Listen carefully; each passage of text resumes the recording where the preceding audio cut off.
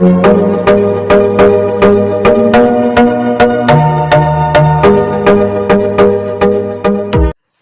Everyone, how are you all. कैसे हैं आप सब लोग। This is Harmat Singh Lodhi and welcome to in my YouTube channel.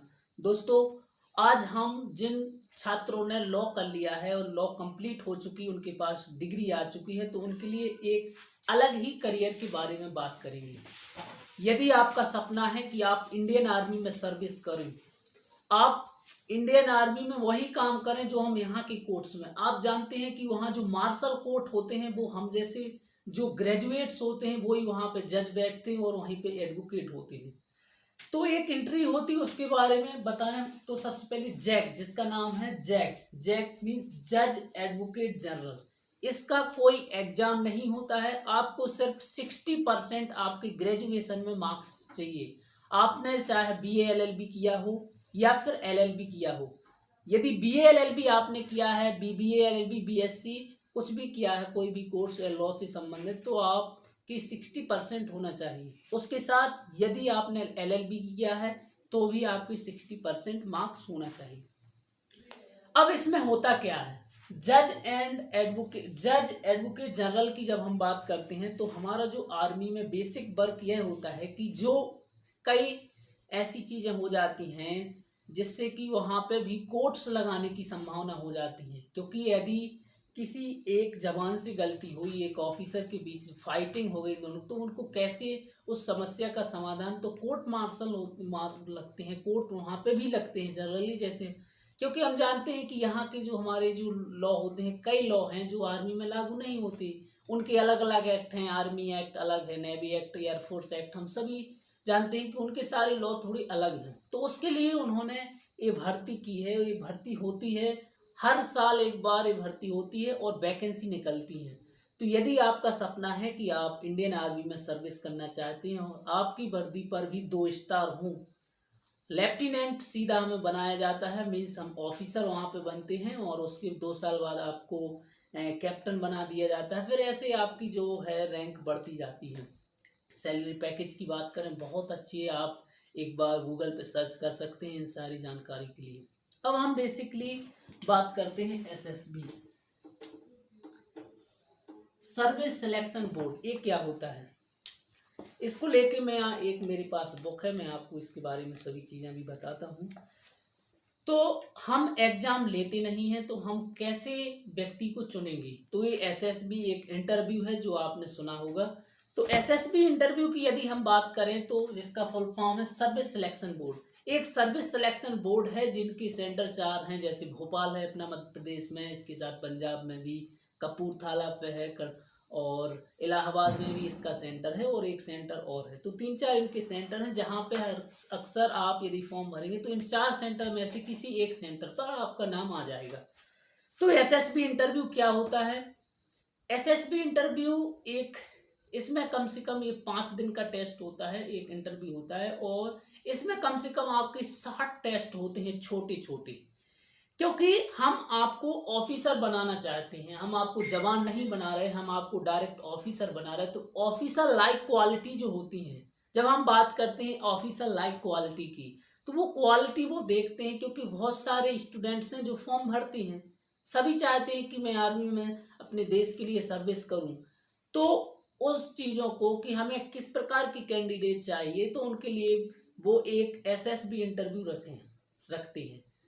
वहाँ पे बहुत जो एक्सपीरियंस ब्रिगेडियर रैंक के जो ऑफिसर होते हैं वो आपका इंटरव्यू लेते हैं, और पूरा जो टेस्ट चलता है मैं आपको इस बुक्स में बता रहा हूँ कि क्या क्या होता है।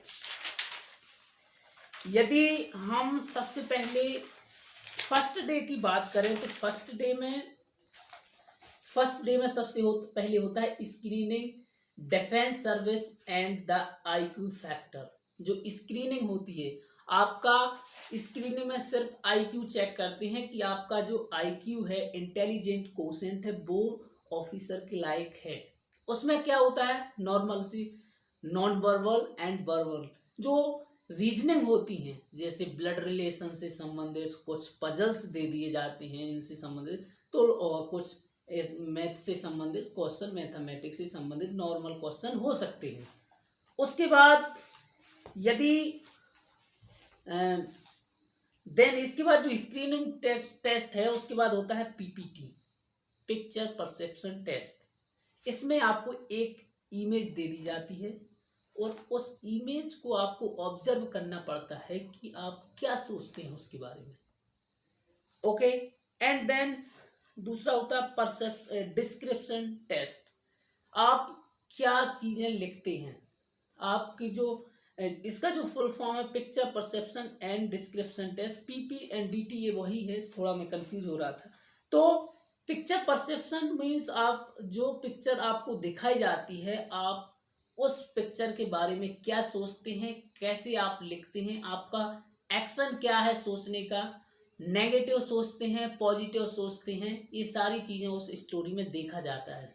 उसके बाद यदि आप स्क्रीनिंग में पास हो जाते हैं, आप फर्स्ट डे आप स्क्रीनिंग जो होता है उसमें पास हो जाते हैं, तो आपको रख लिया जाता है और 80% जो स्टूडेंट्स हैं उनको फर्स्ट डे ही बाहर कर दिया जाता है एसएसबी इंटरव्यू से।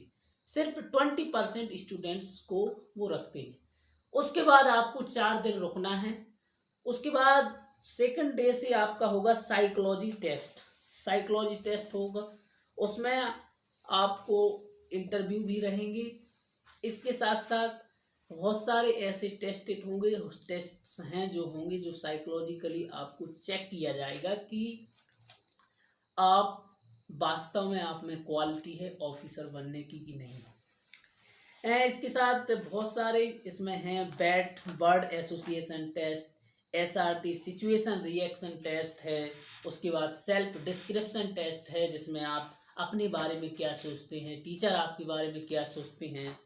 एंड इसके बाद है जीटीओ ग्रुप टास्क है। ऐसे बहुत सारे, इसको अभी मैं इस वीडियो में पूरा नहीं बता सकता क्योंकि ये पूरा लंबा, लेकिन आप देख सकते हैं कि ये पूरे टेस्ट इसमें होते हैं। और ये बुक है उपकार्स की, अगर आपको टेस्ट देना है तो आप पीडीएफ भी डाउनलोड कर सकते हैं, आपको प्ले स्टोर पर मिल जाएगी। और सारे टेस्ट को इसके बारे में अच्छे से पढ़ लें यदि आप टेस्ट देना चाहते, आप इस इंटरव्यू को क्वालिफाई करना चाहते हैं, क्योंकि आपको एक मौका मिल रहा है आर्मी में सर्विस करने का।